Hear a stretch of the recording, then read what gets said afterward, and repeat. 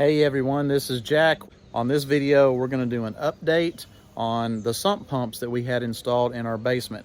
That's a very popular video that people watch a lot. We've had lots of comments. I just want to do a video to kind of talk about how they're doing now. And so we're going to head down into the basement and get this video started. This one was installed 4 years ago. This is in a utility room in our basement. If we get a lot of rain in this area, the groundwater below us gets super saturated and it would seep up almost into the basement floor. So we put some pit pumps in to pump that out. We have another one. If you go all the way to the other end of our house, we have another one on that end of the house. It was put in 4.5, 5 years ago. This one was put in 4 years ago. So let's give you an update on how they've been doing. The reason I wanted to do an update, you notice this kind of looks a little nasty down here, kind of looks a little dirty.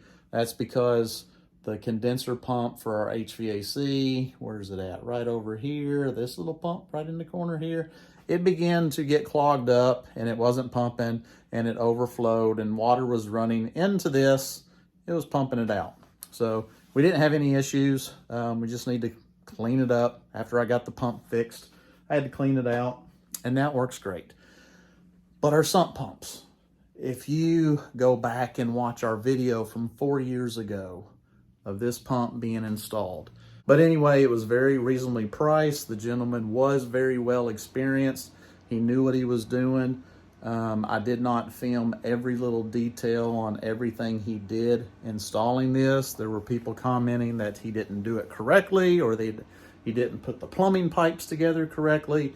And he did. He had all the primers and the bonding glues and all of that. Everything was put together the way it was supposed to be. We've had some major flood events over the last 4 years. We've had lots of heavy rains. The spring season usually brings an abundance of rain in this area, and it really did this time. Actually, historic rains about a month ago. I'd say April 5th, April 6th. It almost broke 1930s flood records.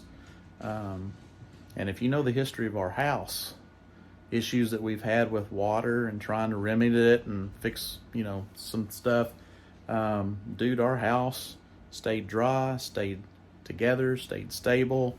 The pumps would probably kick on every 3 or 4 minutes. For about a week, and these Zoller sump pumps, they're great.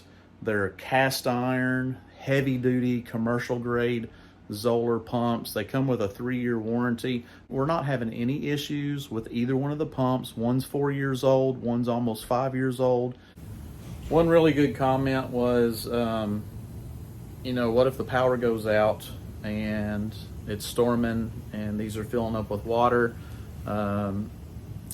We have a generator, so we have had to use the generator 2 or 3 times during some bad weather events. And somebody commented, please don't take your generator down into your basement. I absolutely know better than that.